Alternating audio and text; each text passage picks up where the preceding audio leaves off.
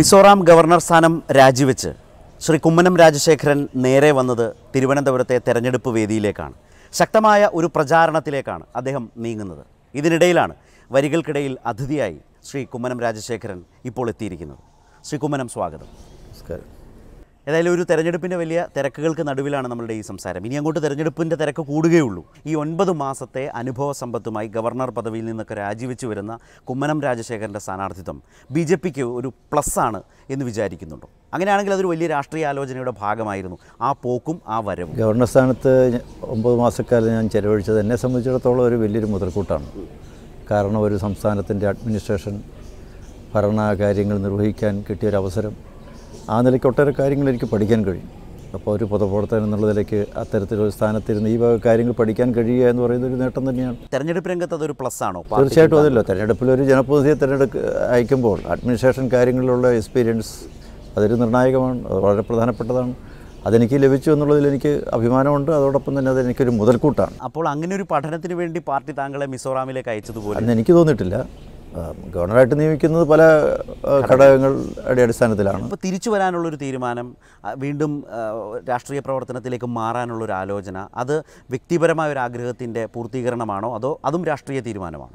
അതൊരു വ്യക്തിപരമായ എൻ്റെ ഒരു ആഗ്രഹമാണ്. കാരണം കേരളത്തിൽ ഒട്ടേറെ കാര്യങ്ങൾ ഞാൻ കഴിഞ്ഞ ഒരു 19 വർഷക്കാലത്തെ പൊതുജീവിതത്തിൽ തുടങ്ങി വെച്ചതുകൊണ്ട്, നടന്നുകൊണ്ടിരിക്കുന്നതുകൊണ്ട്, അപ്പോൾ കുറേ കൂടി കൂടുതൽ കാര്യങ്ങൾ കേരളത്തിന് വേണ്ടി ചെയ്യണമെന്നുള്ള എൻ്റെ ഒരു അടങ്ങാത്ത ഒരു ആഗ്രഹം അത് ഞാൻ മനസ്സിൽ കാത്തു സൂക്ഷിച്ച് വെക്കുകയായിരുന്നു. ഏതായിരുന്നാലും ഇതൊരു പറ്റിയ അവസരമാണെന്ന് എനിക്ക് തോന്നി. ഞാൻ കേന്ദ്ര നേതൃത്വത്തെ വിവരറിയിച്ച് എൻ്റെ ആഗ്രഹം അറിയിച്ചു. അവരതിന് സമ്മതം മൂളി. അത് സംഭവിച്ചു. അങ്ങനെ അവിടെ നിന്നും രാജിവെച്ച് പോകുന്നു. കുമ്മനം, അത് ഒരു തെരഞ്ഞെടുപ്പ് കാലത്തിലേക്കാണ് താങ്കളുടെ വരവ്. അങ്ങനെ വന്നാൽ നിശ്ചയമായും ഒരു സ്ഥാനാർത്ഥിയാകണം. അങ്ങനെ തെരഞ്ഞെടുപ്പ് രാഷ്ട്രീയത്തിൻ്റെ ഒരു പുതിയ ഉത്തരവാദിത്വത്തിലേക്ക് മാറാൻ മാനസികമായി തയ്യാറെടുത്തായിരുന്നു ആ വരവ്. കേരളത്തിലെ ജനങ്ങളെ സേവിക്കാൻ സ്ഥാനാർത്ഥിയാകണമെന്നൊന്നുമില്ല. പക്ഷേ സ്ഥാനാർത്ഥിയാകേണ്ട കാലമാണ്. അതെ, അല്ല, അത് പാർട്ടിയാണ് തീരുമാനിക്കേണ്ടത്. പാർട്ടിയുടെ മുമ്പിൽ ഞാൻ സമർപ്പിച്ചതാണ്. എൻ്റെ പൊതുജീവിതത്തിൽ ഞാൻ പാർട്ടിയുടെ മുമ്പിൽ, രാഷ്ട്രത്തിൻ്റെ മുന്നിൽ എൻ്റെ മുഴുവൻ സമയം, എൻ്റെ ജീവിതം തന്നെ സമർപ്പിച്ചതാണ്. നിശ്ചയിക്കട്ടെ, വെറും ഒരു സാധാരണ പ്രവർത്തകനായി ഇവിടെ കഴിഞ്ഞാൽ മതിയെന്നാണ് പാർട്ടി പറയുന്നതെങ്കിൽ ഓക്കെ, എനിക്ക് സന്തോഷമാണ്. സ്ഥാനാർത്ഥിയാകണമെന്ന് പറഞ്ഞാൽ സന്തോഷമാണ്, സ്ഥാനാർത്ഥിയാകണ്ടെന്ന് പറഞ്ഞാൽ സന്തോഷമാണ്. ഞാനങ്ങനെ ഒരു ആവശ്യങ്ങളും ഒരു കാര്യവും ഞാൻ ആവശ്യപ്പെട്ടിട്ടില്ല, ആഗ്രഹിച്ചിട്ടുമില്ല. അപ്പോൾ ഈ ചെങ്ങന്നൂർ ഉപതെരഞ്ഞെടുപ്പിൻ്റെ വോട്ടെണ്ണി ആര് ജയിച്ചു ആര് തോറ്റു, BJPക്ക് എത്ര വോട്ട് കിട്ടി എന്ന് മനസ്സിലാക്കും മുമ്പ് അതിൻ്റെ അധ്യക്ഷനെ തന്നെ ഇവിടെ നിന്ന് മിസോറാമിലേക്ക് ഗവർണറായി അയച്ചപ്പോൾ ഒരു വിഷമം താങ്കൾക്കുണ്ടായോ? അല്ല, ഉപതെരഞ്ഞെടുപ്പിൽ ഒരു സംസ്ഥാന പ്രസിഡന്റ്, സംഘടനയുടെ സംസ്ഥാന പ്രസിഡന്റിൻ്റെ റോളെന്ന് പറയുന്ന അത്രത്തോളം. പക്ഷേ പടനായകനെ നഷ്ടപ്പെട്ടു എന്നൊക്കെയാണ് അന്ന്. അപ്പോൾ അവസാനത്തെ 2 ദിവസം മുമ്പ് ഒരാൾ അവിടെ നിന്ന് മാറുന്നത് അല്ല, പാർട്ടിയുടെ പടനായകനാണ്. അതെ, അതൊരു ഉപതെരഞ്ഞെടുപ്പാണ്.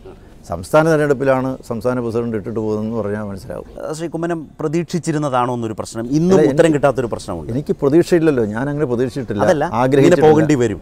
ഓൾ ഇന്ത്യ തലത്തിൽ നേതൃത്വം തീരുമാനമെടുക്കുന്നു, ഞാൻ അനുസരിക്കുന്നു. ഇങ്ങനെ ഇടയ്ക്കിടയ്ക്കുള്ള നേതൃത്വത്തിൻ്റെ മാറ്റം അല്ലെങ്കിൽ നേതൃത്വത്തിൽ വിശ്വാസമില്ലായ്മ എന്ന തോന്നൽ ജനിപ്പിക്കുന്നത് നല്ലതാണോ? അല്ല, പാർട്ടിയുടെ സംസ്ഥാന പ്രസിഡന്റിനെ ഒരു ഗവർണറാക്കുക എന്ന് പറയുന്നത് കൊണ്ട് ആ സംഘടനയ്ക്ക് എന്ത് നഷ്ടമാണ് സംഭവിക്കാൻ പോകുന്നു?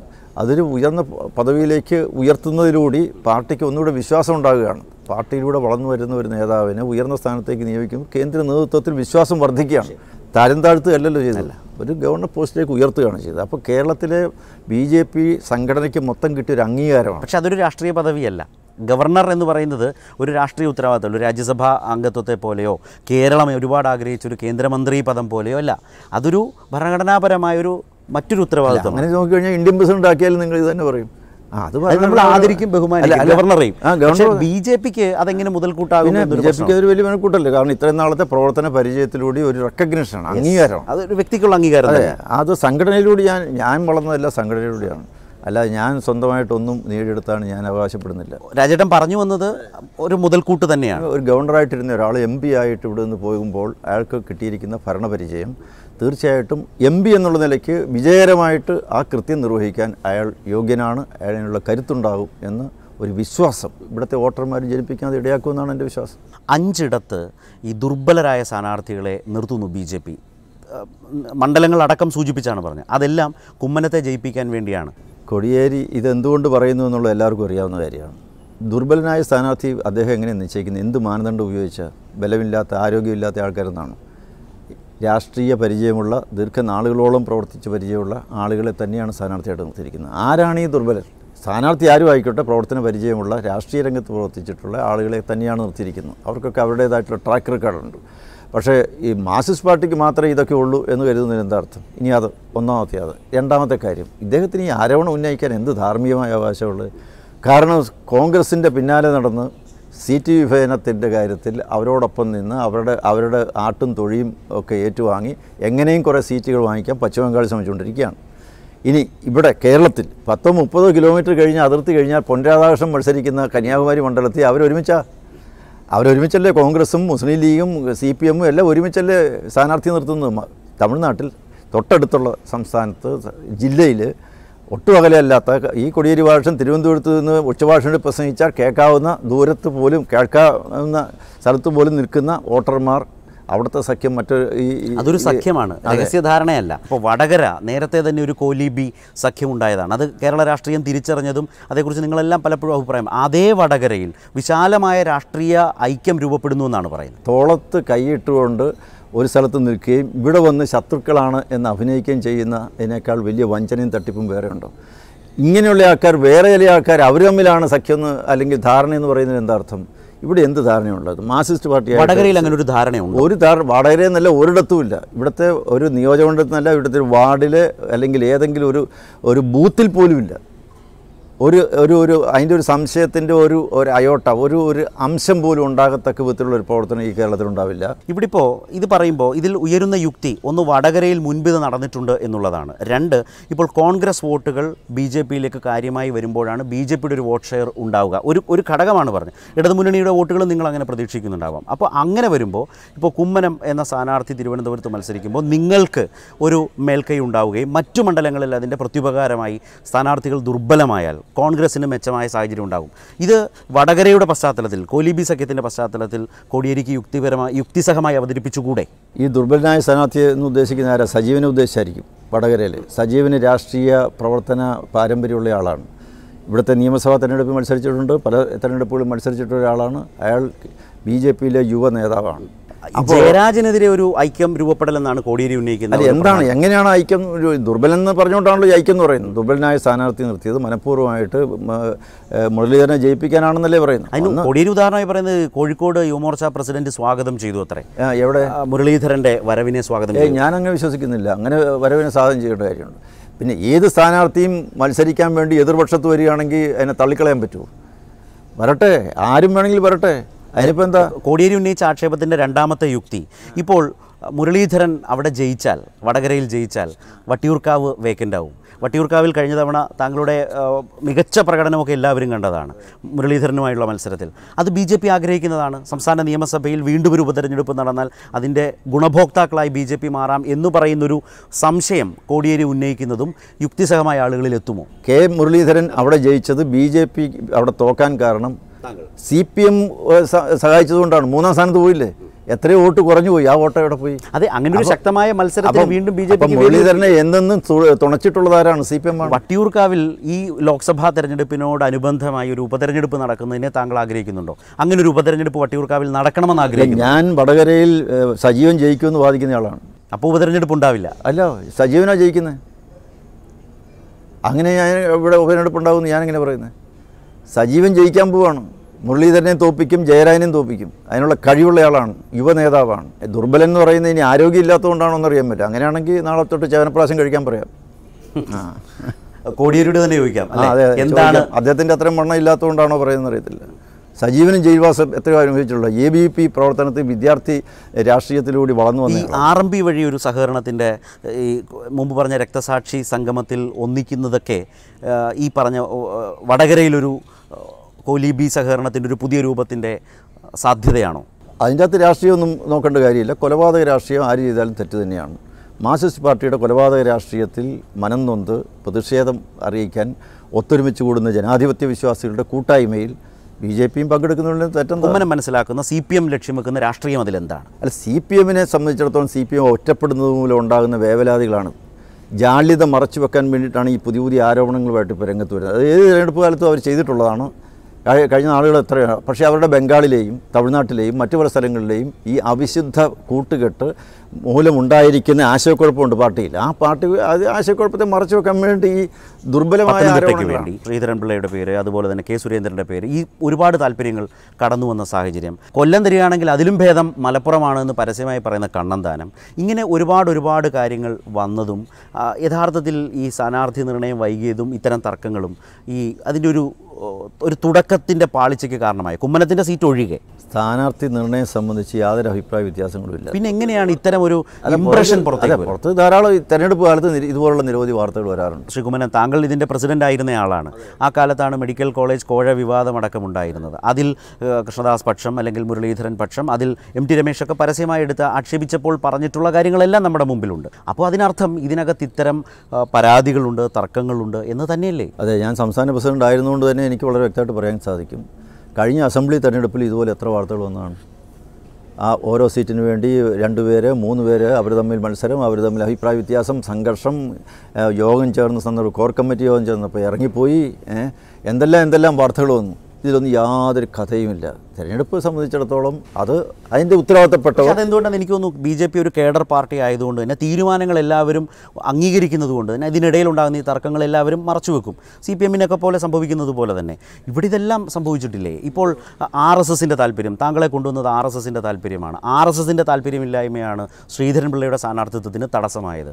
സുരേന്ദ്രന് ഗുണകരമായതും RSSൻ്റെ താല്പര്യം. ഇതെല്ലാം ഈ സമൂഹത്തിൽ RSSും BJP-യും തമ്മിലുള്ള ബന്ധത്തെ തന്നെ സൂചിപ്പിക്കുന്നതല്ലേ? അല്ലെന്ന് ഇങ്ങനെയുള്ള അഭിപ്രായങ്ങളൊക്കെ പുറത്ത് ഓരോരുത്തർ പറയുന്നതല്ലേ. ഞാൻ പ്രസിഡൻ്റ് ആയിരുന്നതുകൊണ്ട് എനിക്ക് പറയാൻ സാധിക്കുമല്ലോ, എനിക്ക് വളരെ വ്യക്തമായിട്ട് പറയാൻ സാധിക്കുമല്ലോ. ഉള്ളിൽ പല അഭിപ്രായങ്ങളും ചോദിക്കുമ്പോൾ അഭിപ്രായങ്ങൾ പറയാറുണ്ട്. അഭിപ്രായങ്ങൾ പറഞ്ഞു കഴിഞ്ഞ് തീരുമാനം എടുത്തു കഴിഞ്ഞാൽ അത് സംഘടനയുടെ തീരുമാനമാണ്. ഇതിൽ RSSൻ്റെ ഒരു താല്പര്യം, ഒരു നിർദ്ദേശം, അതിന് എത്രമാത്രം പ്രസക്തിയുണ്ട്? അതൊരു പ്രധാനപ്പെട്ട ഘടകമാണല്ലോ. BJP പലപ്പോഴും നേതാക്കൾ അത് പറയാറില്ല. ഒരു അഭിപ്രായം പറയാൻ ആ സംഘടനയ്ക്ക് സ്വാതന്ത്ര്യമുണ്ട്. RSSന് സ്വാതന്ത്ര്യമുണ്ട്. RSSൻ്റെ നിർദ്ദേശം ആ രൂപത്തിൽ BJP പരിഗണിക്കാറുണ്ട്. അഭിപ്രായം പറയാനുള്ള സ്വാതന്ത്ര്യമുണ്ട്. പ്രശ്നങ്ങൾ ഉണ്ടാകുന്ന സന്ദർഭത്തിൽ പ്രശ്നത്തെക്കുറിച്ച് ഒരു നിലപാട് സ്വീകരിച്ച് പറയാറുണ്ട്. ഈ RSS സ്ഥാനാർത്ഥികളെ സംബന്ധിച്ച അവരുടെ അഭിപ്രായം പേര് സഹിതം പറയാറുണ്ടോ? ഇല്ല, അങ്ങനെയൊന്നും ഉണ്ടാകാറില്ല. അവർക്ക് എന്താണ് ആഗ്രഹം? ഇപ്പം ഞാനും RSSൻ്റെ പ്രചാരകനാണ്. ഞാൻ RSSൻ്റെ ഒരു പ്രചാരകനായിട്ട് പ്രവർത്തിക്കുന്ന സമയം ഞാൻ എന്ത് ചെയ്യണമെന്ന് ആ സംഘടനയ്ക്ക് അഭിപ്രായം പറയണം. ഞാൻ ചോദിച്ചു, BJP സ്ഥാനാർത്ഥികളെ നിർണ്ണയിക്കുമ്പോൾ ഇപ്പോൾ കുമ്മനം തിരുവനന്തപുരത്ത് മത്സരിക്കണം എന്ന് ഏറ്റവും അധികം ദേശീയ നേതൃത്വത്തെ ധരിപ്പിച്ചത് RSS ആണ്. എനിക്കത് ആ കാര്യത്തിൽ അറിഞ്ഞുകൂടാ. എൻ്റെ സാധാരണ ഈ കാര്യങ്ങളെ പറ്റി തീരുമാനം എടുക്കുന്നതും ചർച്ച ചെയ്യുന്നതും BJP തന്നെയാണ്. BJP എല്ലാവരുടെയും അഭിപ്രായങ്ങൾ ചോദിക്കും. RSSൻ്റെ അഭിപ്രായം എല്ലാവരുടെയും അഭിപ്രായങ്ങളും ചോദിക്കാറുണ്ട്. പ്രത്യേകിച്ച് RSSൻ്റെ അല്ല, എല്ലാവരുടെയും അഭിപ്രായം ചോദിക്കാറുണ്ട്. പറയുന്നത് RSS, SNDP യോഗം, NSS ഇങ്ങനെയൊക്കെയുള്ള നിരവധി സംഘടനകളും, കാരണം ഇതൊക്കെ ജനപിന്തുണയോടുകൂടി ആണ് ഒരു സ്ഥാനാർത്ഥി മത്സരിക്കേണ്ടത്. ശ്രീ കുമ്മനം പറയുന്നത് കേട്ടാൽ തോന്നും SNDP-യെ പോലെയും NSS-നെ പോലെയുമേ ഉള്ളൂ BJP-ക്ക് RSS എന്നാണ്. അങ്ങനെയല്ലല്ലോ. അല്ല, RSSൻ്റെ പ്രവർത്തകർ, ഞാൻ പറഞ്ഞില്ല, ഞാൻ തന്നെ RSSൻ്റെ പ്രചാരകനായിരുന്നയാളാണ്. അപ്പോൾ എന്നെപ്പോലെ വളരെ അടുത്ത് പ്രവർത്തിക്കുന്ന നിരവധി ആൾ പാർട്ടിയിലുള്ള സന്ദർഭത്തിൽ ആ സംഘടനയുടെ ആൾക്കാരുമായിട്ട് ഇന്ന് ആലോചിക്കാനും സ്വാഭാവികമായിട്ടും തയ്യാറാകും.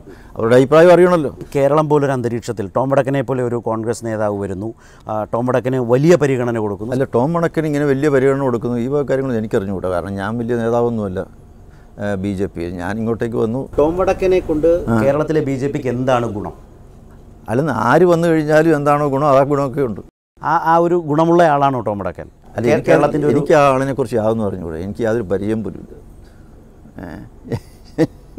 ഇങ്ങനെ കേട്ടിട്ടുണ്ടെന്നുള്ളതല്ലാതെ ഒരു ദേശീയ വക്താവ് എന്നുള്ള നിലയ്ക്ക് പറയുന്നുണ്ട്. ദേശീയ വക്താവ്, ഒരു കോൺഗ്രസിൻ്റെ ദേശീയ വക്താവായിട്ടിരുന്ന ഒരാൾ അത് രാജിവെച്ചിട്ട് പാർട്ടിയിലേക്ക് വരിക എന്ന് പറഞ്ഞു കഴിഞ്ഞാൽ അതൊരു വലിയ കാര്യം തന്നെയാണ്. ശബരിമല ഒരു പ്രധാനപ്പെട്ട വിഷയമാക്കുമ്പോൾ BJP-യെ പോലെ തന്നെ കോൺഗ്രസും ഈ ശബരിമല അല്ലെങ്കിൽ ഈ സർക്കാരിനെതിരായ ഒരു വികാരം ഗുണകരമാകും എന്ന് വിചാരിക്കുന്നുണ്ട്. കോൺഗ്രസ് വോട്ടുകൾ BJP-യിലേക്ക് വരുമോ? വിശേഷിച്ച് NSS-ൻ്റെ നിലപാട്, ഇത്തരം കാര്യങ്ങളെക്കുറിച്ചുള്ള കുമ്മനത്തിൻ്റെ അഭിപ്രായം എന്താ? അല്ല, ഈ ശബരിമല വിഷയത്തിൽ ആരാണ് ഇവിടുത്തെ ജനങ്ങളോടൊപ്പം പടപൊരുതിയത്, പോരാട്ടങ്ങൾ നടത്തിയത് എന്നുള്ളതിനെക്കുറിച്ചുള്ള വ്യക്തമായ ബോധ്യം ഇവിടുത്തെ ജനങ്ങൾക്ക്. പക്ഷേ ഈ ഹർത്താലും അക്രമവുമാണ് പടപൊരുതലായി വിലയിരുത്താമോ? ഈ സമര രീതി അതിനെ സുവർണാവസരം എന്ന് കണ്ട് പരസ്യമായി പറഞ്ഞതും അതിനെ BJP കൈകാര്യം ചെയ്തതും, അന്ന് താങ്കൾ ഇവിടെയില്ല, താങ്കൾ മിസോറാം ഗവർണറാണ്. ജനങ്ങളുടെ ഇടയിൽ ഒരു വലിയ അഭിമാനബോധമാണ് ഉണ്ടാക്കിയത്, ഒരു അവമതിപ്പുണ്ടാക്കിയില്ലേ? അഭിമാനബോധം തന്നെയാണ് ഘടകത്തെക്കുറിച്ച് ഒരു വിജയ അഭിമാനബോധമാണ് ഉണ്ടായത്. കാരണം ഇത്രയധികം ദിവസക്കാലം നീണ്ടുനിന്ന സമരം, ലക്ഷക്കണക്കിന് ആളുകൾ തെരുവിലിറങ്ങിയ ഒരു സമരം കമ്മ്യൂണിസ്റ്റ് പാർട്ടിക്ക് നടത്താൻ സാധിച്ചിട്ടില്ലല്ലോ. ഇത്രയും വലിയ കേഡർ ഓർഗനൈസേഷൻ ഭരിച്ചിട്ടുള്ള രാഷ്ട്രീയ പാർട്ടിയല്ലേ. എന്ത് സമരമാണ് കേരളത്തിൽ നടത്തി വിജയം വരിക്കാൻ കമ്മ്യൂണിസ്റ്റ് പാർട്ടിക്ക് കഴിഞ്ഞിട്ടുള്ളത്? പക്ഷേ ആ സമരം തിരുവനന്തപുരത്ത് അവസാനിപ്പിക്കാൻ പെട്ട പാടും കണ്ടതല്ലേ? ഇല്ല, സമരമല്ല അവസാനിപ്പിച്ച് ഒരു സത്യാഗ്രഹമല്ലേ അവസാനം. അതൊരു സമരമാണല്ലോ. അതല്ല, സത്യാഗ്രഹം അവസാനിപ്പിക്കുന്നത് സമരം വേറെയാണ്. സമരം എന്ന് പറയുന്നത് ഈ കേരളത്തിലെ ജനങ്ങളെ മുഴുവൻ പങ്കെടുപ്പിച്ചുകൊണ്ടുള്ളത്. അതിനുശേഷവും സമരത്തിൻ്റെ ഭാഗമായിട്ട് പല കാര്യങ്ങളും ചെയ്തിട്ടുണ്ട്, വിജയകരമായിട്ട് നടത്തിയിട്ടുണ്ട്, ലക്ഷക്കണക്കിന് ആളുകളെ പങ്കെടുപ്പിച്ചുകൊണ്ട് നടത്തിയിട്ടുണ്ട്. പക്ഷേ അതിൽ കോൺഗ്രസും അവകാശപ്പെടുന്നുണ്ട്. കോൺഗ്രസ് എന്ത് സമരം ചെയ്തു എന്നാണ് പറയുന്നത്? ശബരിമലയ്ക്ക് വേണ്ടി അവർ എന്ത് സമരം? അവർ ഹർത്താലുകൾ നിരന്തരം നടത്തിയില്ല. അവർ അവിടേക്ക് വന്ന സ്ത്രീക്ക് നേരെ എറിയാൻ ഈ തേങ്ങ എടുത്ത് ഉയർത്തി കാട്ടിയില്ല. പക്ഷേ അവർ വിമർശിച്ചിട്ടുണ്ട്, സർക്കാരിനെ വിമർശിച്ചിട്ടുണ്ട്. അത് വോട്ടാകും. ഈ അക്രമ പ്രതിഷേധത്തെ ജനം അംഗീകരിക്കുന്നില്ല എന്നാണ് കോൺഗ്രസ് പറയുന്നത്. കോൺഗ്രസ് ഒരു കടലാസിൽ എഴുതി, ഒരു പത്രപ്രസ്താവന എഴുതി പത്രങ്ങൾ കൊടുത്തു എന്നുള്ളതല്ലാതെ ഈ സമരത്തിൽ അവരെന്ത് വിമർശനം ഉയർത്തി എന്ന് പറയുന്നു? ഇവിടെ ശബരിമല വിഷയത്തിൽ മാത്രം ഹർത്താൽ നടത്താൻ പാടില്ല, ബാക്കിയുള്ള വിഷയങ്ങളൊക്കെ എത്ര വേണമെങ്കിലും ഹർത്താൽ നടത്താം എന്നാണ് ഈ പറയുന്നതിൻ്റെ അർത്ഥം. ഹർത്താൽ എന്ന് പറയുന്ന ഒരു സമരമുറയാണ്. ആ സമരമുറ ഇവിടെ എല്ലാവരും നോക്കാം. അതായത് വിശ്വാസികൾ കോൺഗ്രസിനെ അംഗീകരിക്കില്ല, അംഗീകരിക്കില്ല, ഒരിക്കലും അംഗീകരിക്കില്ല. കമ്മ്യൂണിസ്റ്റ് പാർട്ടിയും കോൺഗ്രസിനെയും തള്ളി. സാധാരണ ഗവർണർമാർ പറയാറുള്ളത് മൈ ഗവൺമെൻറ് എന്നാണ്, എൻ്റെ ഗവൺമെൻറ്. താങ്കൾ മിസോറാമിലും ആ സർക്കാരിനെ കുറിച്ച് അങ്ങനെ പറയുന്ന ഒരാളാണല്ലോ. സുപ്രീം കോടതിയുടെ ഭരണഘടനാ ബെഞ്ചിൻ്റെ ഒരു വിധി വരുമ്പോൾ അത് നടപ്പാക്കാൻ ബാധ്യതപ്പെട്ട ഒരു സർക്കാർ അത് നടപ്പാക്കേണ്ടിയിരുന്നില്ല എന്നാണോ മുൻ ഗവർണറായ ശ്രീ കുമ്മനം പറയുന്നത്? എല്ലാ വിധികളും അതേപടി അപ്പോൾ തന്നെ നടപ്പിലാക്കിക്കൊള്ളണമെന്നില്ല. ഈ വിധി ഇപ്പോൾ തന്നെ ഇത്രാം തീയതിക്ക് മുമ്പായിട്ട് നടപ്പാക്കിക്കൊള്ളണമെന്ന് സർക്കാർ പറഞ്ഞിട്ടില്ല. സുപ്രീം കോടതി പറഞ്ഞിട്ടില്ല. അല്ല, കോടതിയോട് നിരന്തര വിധി ചോദിച്ചപ്പോൾ ഒരു ഘട്ടത്തിലും ആ വിധി സ്റ്റേ ചെയ്യാനോ ആ വിധിക്ക് ഏതെങ്കിലും പുനഃപരിശോധിക്കാമെന്ന് പറഞ്ഞു. പുനഃപരിശോധിക്കാമെന്ന് പറഞ്ഞാൽ അതിൻ്റെ അർത്ഥം എന്താ? കുമ്മനം, ഞാൻ ചോദിക്കുന്നത്, ഈ ജഡ്ജ്മെന്റ് വരുമ്പോൾ അത് ഭരണഘടനാപരമായി നടപ്പാക്കാൻ ബാധ്യതയുണ്ടോ ഒരു സർക്കാരിന്? ഒരു വിധി വന്നാൽ, ഒരു വിധി വന്നാൽ അപ്പടി ആ ഒരു ഉടനെ തന്നെ നടപ്പിലാക്കണമെന്നില്ല. അതിന് ബുദ്ധിമുട്ടുകളുണ്ടെങ്കിൽ അത് കോടതിയെ ധരിപ്പിക്കാം, സർക്കാരിന് ധരിപ്പിക്കാം. ഞാൻ ചോദിച്ചോട്ടെ, അങ്ങനെയാണെങ്കിൽ ഇവിടെ സുപ്രീം കോടതി വിധി എല്ലാം നടപ്പിലാക്കിയോ? ഞാൻ ചോദിച്ചോട്ടെ, ഫ്ലെക്സ് ബോർഡിന്റെ ഇപ്പൊ തന്നെ ഹൈക്കോടതി എന്താ പറഞ്ഞു?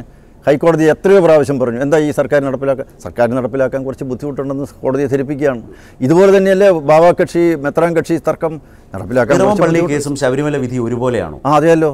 എന്താ വ്യത്യാസം? ശ്രീ കുമ്മനം, ഒരുപോലെയാകും. അതെന്താ ഒരുപോലെ അല്ലാത്ത? രണ്ടും കോടതി വിധിയല്ലേ. ഫ്ലെക്സ് ബോർഡിന്റെ കാര്യത്തിലും ഭരണഘടനാ ബെഞ്ചിന്റെ വിധിയും അത് ആ പള്ളികളുടെ സ്വത്തവകാശവും ആചാരവും സംബന്ധിച്ച ഇരു കക്ഷികൾ തമ്മിലുള്ള തർക്കമാണ്. സ്ത്രീകളുടെ സമത്വ അവകാശത്തെ മുൻനിർത്തിയുള്ള ഭരണഘടനാ ബെഞ്ചിന്റെ വിധിയാണ്. എങ്ങനെയാണ് ഇതിനെ കാണുന്നത്? ഭരണഘടനാ ബെഞ്ചാണെങ്കിലും ഫുൾ ബെഞ്ചാണെങ്കിലും സിംഗിൾ ബെഞ്ചാണെങ്കിലും കോടതി വിധിയാണ്. പക്ഷേ അല്ലല്ല, ഒരു കോടതി വിധി വന്നാൽ നടപ്പിലാക്കാൻ ബെഞ്ചിന്റെ വിധി അന്തിമമാണ്. അല്ലല്ല, ഭരണഘടനാ ബെഞ്ചിന്മേൽ റിവിഷൻ ഹർജി കൊടുത്ത് റിവൈസ് ചെയ്യാമെന്ന് പറഞ്ഞു കഴിഞ്ഞല്ലോ. അപ്പോൾ പിന്നെന്താ? അതും ഭരണഘടനാ ബെഞ്ചല്ലേ. ഞങ്ങൾ റിവൈസ് ചെയ്താൽ പുനഃപരിശോധിക്കട്ടെ എന്ന് പറഞ്ഞു കഴിഞ്ഞാൽ അതിൻ്റെ അർത്ഥം എന്താണ്? അതിലെന്തോ അപാകതയുണ്ട്, നോക്കട്ടെ എന്നാണ്. അപ്പോൾ കേരള ഗവൺമെൻറ് പറയേണ്ടത് എന്താണ്? ശരി, അങ്ങനെയാണെങ്കിൽ അത് നോക്കട്ടെ. കേരള ഗവൺമെൻറ് ഇത് നടപ്പിലാക്കണം എന്ന് തന്നെയാണ് വാദിക്കുന്നത്. ശബരിമല ക്ഷേത്രത്തിൽ ഇത് നടത്തിയേ പറ്റുള്ളൂ എന്നുള്ളതാണ് പിടിവാശിയാണ്. ഈ കേസ് നടന്ന കാലത്ത് രാജ്യത്തെ RSSൻ്റെ നിലപാടെന്തായിരുന്നു? ശനി ശിഗ്നാപൂർ ക്ഷേത്രത്തിൻ്റെ വിധി വന്നപ്പോൾ അപ്പീൽ പോലും പോകാതെ നടപ്പാക്കിയതല്ലേ മഹാരാഷ്ട്ര സർക്കാർ? അപ്പോൾ ഈ തരത്തിൽ വന്നപ്പോൾ ഇവിടെ ഒരു ഇരട്ടത്താപ്പ് ഇക്കാര്യത്തിൽ BJP ഇല്ല. ശബരിമല ക്ഷേത്രത്തിൻ്റെ വിഷയത്തിൽ കേരള സർക്കാരിന് ഒരു നിലപാടുണ്ട്. അത് യുവതികളെ പ്രവേശിപ്പിക്കണം. അല്ല, നമ്മളെല്ലാം പറയുമ്പോൾ പറയണമല്ലോ. ആ വിധിയെ സ്വാഗതം ചെയ്യുന്നു, ഈ വിധിയെ എതിർക്കും. നിങ്ങൾ ബാവാകക്ഷിയും മെത്രാൻ കക്ഷിയുടെ വിധിയെപ്പറ്റി പറയുന്ന സംബന്ധിച്ച് അതേപ്പറ്റി ശബ്ദിക്കുന്നില്ല. നിങ്ങൾക്ക് മഹാരാഷ്ട്രയിലെ ഒരു വിധിയെപ്പറ്റിയാണ് സംസാരിക്കാൻ ഇഷ്ടം. കാരണം നിങ്ങൾക്ക് അതാണ് ഇഷ്ടം. ഞാനിവിടെ കേരളത്തിലെ സ്ഥിതിയാണ്. കേരളത്തിലെ സാമൂഹ്യ അന്തരീക്ഷത്തിൽ ചില ഗ്രൗണ്ട് റിയാലിറ്റീസ് ഉണ്ട്. അത് കാണണമല്ലോ. ഗവർണറായ ശ്രീ കുമ്മനം പറയുന്നത് ഈ വിധി ഉടൻ നടപ്പാക്കേണ്ടതില്ല എന്ന് ആവശ്യപ്പെടാമായിരുന്നു. വിധിയും സുപ്രീം കോടതിയെയും സൗകര്യപൂർവ്വം മാറ്റിവെക്കുകയും വിധി നടപ്പാക്കാൻ ബാധ്യതപ്പെട്ട സർക്കാർ നടപടിയുമായി അതിനെ തുറന്നെതിർക്കുക എന്ന് പറയുന്നത് ഒരു ഇരട്ടത്താപ്പല്ലേ? അല്ല, ഒരു ഇരട്ടത്താപ്പുമില്ല. ഞാൻ പറയുന്നത് ഇതാ ഇരട്ടത്താപ്പ്. സർക്കാരിൻ്റെ ബാവാകക്ഷി മെത്രാൻ കക്ഷി കേസിലും ഈ കേസിലും ഇരട്ടത്താപ്പ് സ്വീകരിക്കുന്നത് ഞാനീ പറയുന്നത് ഇരട്ടത്താപ്പാണെന്ന് ഞാനീ പറയുന്നത്. ഏത് കോടതി വിധി വന്നു കഴിഞ്ഞാലും അത് നടപ്പിലാക്കാൻ ഉടനെ സാധിക്കില്ല. മാൻഡേറ്ററി അല്ല. അതുപോലെ തന്നെ ടൈം ബൗണ്ട് ഇല്ല. അതുകൊണ്ട് സാവകാശം എടുക്കാൻ, അതിന് സമയമെടുക്കാൻ, നടപ്പിലാക്കാൻ പോയി ചോദിച്ചാൽ മതി. ഞങ്ങൾക്ക് ഒരു 2 മാസം വേണം, അല്ലെങ്കിൽ ഒരു വർഷം വേണം എന്ന് പറയാൻ സാധിക്കുന്നില്ല. കേസുമായി ബന്ധപ്പെട്ട കക്ഷികൾ പലതവണ പല രീതിയിൽ താങ്കൾ ഈ പറഞ്ഞത് ആവശ്യപ്പെട്ടിട്ടും കോടതി ഗൗനിച്ചില്ല. ഇപ്പോൾ സ്ത്രീകൾ പറയുകയാണ്, ഞങ്ങളുടെ ഈ കോടതി വിധിയുടെ അടിസ്ഥാനത്തിലുള്ള അവകാശം നടപ്പാക്കി കിട്ടിയില്ല, സർക്കാർ സംരക്ഷണം നൽകിയില്ല എന്ന് പറഞ്ഞവർ സുപ്രീം കോടതിയിൽ പോയാൽ സ്ഥിതി എന്താകും? ഒരു കുഴപ്പവും ഉണ്ടാവില്ല. സുപ്രീം കോടതി കാര്യങ്ങൾ മനസ്സിലാവും. ഇത് തന്നെയാണ് ലക്ഷ്യമല്ലേ? അല്ല, റിവിഷൻ ഹർജി കൊടുത്തിരിക്കുന്നതിനല്ലേ? റിവിഷൻ ഹർജി വേണം തള്ളാൻ വരുന്നല്ലോ. ആ ദിവസം തള്ളിയില്ല. ശബരിമലയാണോ ഈ തെരഞ്ഞെടുപ്പിലെ BJPയുടെ ഏറ്റവും വലിയ പ്രചരണായുധം? അതിനപ്പുറത്ത് ഒരുപാട് വിഷയങ്ങൾ സർക്കാരിൻ്റെ പ്രവർത്തനവുമായി ബന്ധപ്പെട്ട് നിൽക്കുകയാണ്. ഭരണവിരുദ്ധ വികാരം എന്നൊരു പ്രശ്നമുണ്ടോ? നരേന്ദ്രമോദി സർക്കാരുമായി ബന്ധപ്പെട്ട് അഴിമതി, ദളിത് ന്യൂനപക്ഷ ജീവിതങ്ങളുമായി ബന്ധപ്പെട്ട ഒരുപാട് ആക്ഷേപങ്ങൾ, അവരുടെ ആശങ്കകൾ ഇതെല്ലാം നിൽക്കുന്നുണ്ട്. അപ്പോൾ ശബരിമലയായിരിക്കുമോ കേരളത്തിൽ BJP ഉന്നയിക്കുന്ന ഒരു പ്രധാനപ്പെട്ട വിഷയം? ശബരിമല എന്ന് പറയുന്ന ഒരു പ്രതീകാത്മകമാണ്. വിഷയം വിശ്വാസ സ്വാതന്ത്ര്യമാണ്. ഇന്ന് ശബരിമല, നാളെ മലയാറ്റൂരായിരിക്കും, നാളെ അത് കഴിഞ്ഞാൽ ഭീമാപ്പള്ളിയായിരിക്കും. രണ്ടാമത്തെ വിഷയം വികസനത്തിൻ്റെ വിഷയമാണ്. ഈ കേരളത്തിൽ എന്ത് വികസനം ഉണ്ടായിട്ടുള്ളത്? കഴിഞ്ഞ ഇത്രയും നാളുകളോളമായിട്ട് ഈ കേരളം കടക്കണിയിൽ പോയി എന്നുള്ളതല്ലാതെ 2 ലക്ഷം കോടി രൂപയുടെ കടം വാങ്ങി ഇനി 3800 കോടി രൂപ വാങ്ങിക്കാൻ നിൽക്കുന്നു. ഇങ്ങനെയുള്ളൊരു സംസ്ഥാനത്തിന് എന്ത് വികസനം ഉണ്ടാക്കാൻ പോകുന്നു? കേരളം അകപ്പെട്ട പ്രളയത്തിൽ വേണ്ട ശരിയായ കേന്ദ്ര സഹായം കിട്ടാത്തതും ഒരു പ്രധാന വിഷയമാണ്. ആവശ്യമായിട്ടുള്ള കേന്ദ്ര സഹായം കൊടുത്തിട്ടുണ്ട്. ഇല്ലാന്ന് പറയട്ടെ, എത്രയാണ് കേന്ദ്രത്തിൽ നിന്ന് സംഘം വന്ന് ഇവിടെ പരിശോധന നടത്തി റെക്കോർഡുകളെല്ലാം പരിശോധിച്ചതിന് ശേഷം 30,000 കോടിയുടെ നഷ്ടമാണ്. നമ്മൾക്ക് വേണ്ടത് എത്രയാണ്? നമ്മുടെ ആവശ്യത്തിനനുസരിച്ചുള്ള ആനുപാതികമായ കേന്ദ്ര സഹായം കിട്ടിയിട്ടുണ്ടോ? അല്ല, 30,000 കോടി രൂപ ചോദിക്കാൻ വളരെ എളുപ്പമാണ്. പക്ഷേ 30,000 കോടി രൂപയുടെ സഹായം വേണമെന്ന് ആവശ്യപ്പെടുമ്പോൾ അതിനാവശ്യമായിട്ടുള്ള രേഖകൾ സമർപ്പിക്കണം. അല്ല, അതിനനുസരിച്ച് കേന്ദ്ര ആനുപാതികമായത് നൽകിയിട്ടുണ്ട്. ഇനി കേരളത്തിന് അതിനെയും അവകാശമുള്ളോ? കേരളത്തിന് ചോദിച്ചത് അത്രയായിരിക്കില്ല. കേരളത്തിന് അർഹതപ്പെട്ടത് കൊടുത്തിട്ടുണ്ട്. കൊടുത്ത പണം എന്ത് ചെയ്തു? എത്രത്തോളം ചെലവഴിച്ചതിൻ്റെ കണക്കെവിടെ? അതിൻ്റെ യൂട്ടിലൈസേഷൻ സർട്ടിഫിക്കറ്റ് കൊടുത്തോ? കേരളത്തിൽ പ്രളയത്തിൽ കേന്ദ്രം അർഹതപ്പെട്ടത് നൽകിക്കഴിഞ്ഞ തുക ഇനി പ്രതീക്ഷിക്കരുത്. അല്ല, ഇതിന് ശേഷം ചോദിക്കാം. ഇത്രയും രൂപ ഞങ്ങൾ ചെലവാക്കി കഴിഞ്ഞു, ഇനിയും ഞങ്ങൾക്ക് ആവശ്യമുണ്ടെന്ന് ചോദിക്കാം. ഏതായാലും ഇതെല്ലാം തെരഞ്ഞെടുപ്പ് പ്രചാരണ രംഗത്തേക്ക് സജീവമായി ശ്രീ കുമ്മനം കൊണ്ടുപോവുകയാണ്. തിരുവനന്തപുരത്ത് O രാജഗോപാൽ പിടിച്ച വോട്ടിന് അപ്പുറത്തേക്ക് പോകാൻ കുമ്മനത്തിനാകുമോ എന്ന് ചോദിക്കുന്ന നാട്ടുകാരുണ്ട്. എന്താണ് ശ്രീ കുമ്മനത്തിൻ്റെ മറുപടി? അതിൻ്റെ അപ്പുറവും പിടിക്കും വോട്ട്, യാതൊരു സംശയമില്ല. കാരണം ജനങ്ങൾ BJPയോടൊപ്പമാണ്, NDAയോടൊപ്പമാണ്. തീരമേഖല, മതന്യൂനപക്ഷങ്ങളുടെ വോട്ട്, നഗരത്തിൽ ശശി തരൂർ എന്നുള്ളൊരു വ്യക്തിക്ക് കിട്ടുന്ന ഒരു വലിയ സ്വീകാര്യത, ഒരു ശക്തമായ ത്രികോണ മത്സരത്തിന് രാഷ്ട്രീയമായി C ദിവാകരൻ എന്ന ഇടതുമുന്നണി സ്ഥാനാർത്ഥി. ഇതിനിടയിൽ ശ്രീ കുമ്മനത്തിൻ്റെ വിജയം അത്ര എളുപ്പമാണ്. കാരണം ഇവിടുത്തെ മത്സ്യത്തൊഴിലാളി മേഖലയിലും ഒക്കെ പ്രവർത്തിക്കുന്ന കോൺഗ്രസ്സുകാരെന്നൊക്കെ ഇപ്പോൾ അങ്ങ് വിശ്വസിക്കുന്ന സ്ഥലങ്ങളിലൊക്കെ അവർക്ക് കോൺഗ്രസ്സിനെ വെറുത്ത് കളഞ്ഞില്ലേ? ഈ ഓഖി ദുരന്തം ഉണ്ടായ സന്ദർഭത്തിൽ അവർക്ക് ഏറ്റവും അധികം സഹായം ചെയ്തു കൊടുത്തത് ആരാണ്? കേന്ദ്ര സർക്കാരല്ലേ. അവിടെ ഒന്ന് മുഖ്യമന്ത്രിക്ക് പോലും അവിടെ പോകാൻ പറ്റിയിട്ടില്ലല്ലോ. പക്ഷേ അതിനുശേഷം ചെയ്ത കാര്യങ്ങൾ ഇടതുമുന്നണിക്ക് ഗുണമാകുമോ? എന്താ ഇടതുമുന്നണിക്ക് എന്ത് ഗുണമാണ് ചെയ്യുന്നത്? ആ ഓഖി ദുരന്തം സംഭവിച്ച മത്സ്യത്തൊഴിലാളി സഹോദരങ്ങൾക്ക് വേണ്ടി എന്താ ചെയ്തിരിക്കുന്നത്? കേന്ദ്രം കൊടുത്ത പൈസ തന്നെ ഇപ്പോഴും ഉപയോഗിച്ച് തീർന്നിട്ടുണ്ടോ? ഇല്ലല്ലോ. ഇവർക്കാർക്കും ഈ ജനവിഭാഗങ്ങളുടെ ഇടയിലേക്ക് ഇനി പോകാൻ പറ്റില്ലാത്ത അവസ്ഥയാണ്. ഏതായാലും ലോക്സഭാ തെരഞ്ഞെടുപ്പിൽ അക്കൗണ്ട് തുറക്കാനുള്ള ഇതുവരെയുള്ള കാത്തിരിപ്പ് ഈ വർഷം താങ്കളിലൂടെ മാറും. അക്കൗണ്ട് ഓപ്പൺ ചെയ്യുമെന്നാണോ? എന്നോട് മാത്രമല്ല, 20 സ്ഥാനാർത്ഥികളിലൂടെയും ചിലപ്പോൾ മാറ്റങ്ങളുണ്ടാകും. അതൊരു അമിതമായ തെരഞ്ഞെടുപ്പ് ആത്മവിശ്വാസം മാത്രം. അത് 23-ാം തീയതി തെരഞ്ഞെടുപ്പോടുകൂടി അറിയാമല്ലോ. വിജയസാധ്യത എത്ര? 20 നിയോജകമണ്ഡലത്തിൽ മത്സരിക്കുന്നത് ജയിക്കാനാണ്. ഞാനിപ്പോൾ കുറച്ച് മണ്ഡലത്തിൻ്റെ പേര് ബാക്കിയുള്ളവർ തോക്കുമെന്നാണ് അർത്ഥം. ഞാനങ്ങനെ ഒരിക്കലും പറയില്ല. എല്ലാവരും ഇന്ന് കാണുന്ന ചിത്രമല്ല ഇനി മുന്നോട്ടേക്ക്. ഇന്നിപ്പോൾ നോക്കുമ്പോൾ സജീവൻ ഒരു ദുർബലനായ സ്ഥാനാർത്ഥി, 5 പേര് ദുർബലരാണെന്ന് അവർ ഈ തെരഞ്ഞെടുപ്പിൽ ഈ അംഗം നടക്കുന്ന സന്ദർഭത്തിൽ അവർ തെളിയിക്കും അവരാരാണ് ദുർബലർ. അങ്ങനെ ആരോപിക്കുന്ന മണ്ഡലങ്ങളിലൊക്കെ BJPയുടെ വോട്ടിംഗ് ഷെയർ കൂടുമോ ഇത്തവണ? ഈ തെരഞ്ഞെടുപ്പിൽ NDAയുടെ പെർസെൻറ്റേജ് വർദ്ധിക്കും. ഒരു വലിയ തെരഞ്ഞെടുപ്പ് പോരാട്ടത്തിന് നടുവിലാണ് വരികൾക്കിടയിൽ താങ്കൾ സംസാരിച്ചത്. വളരെ നന്ദി ശ്രീ കുമ്മനം രാജശേഖരൻ. Thank you. വളരെ സന്തോഷം.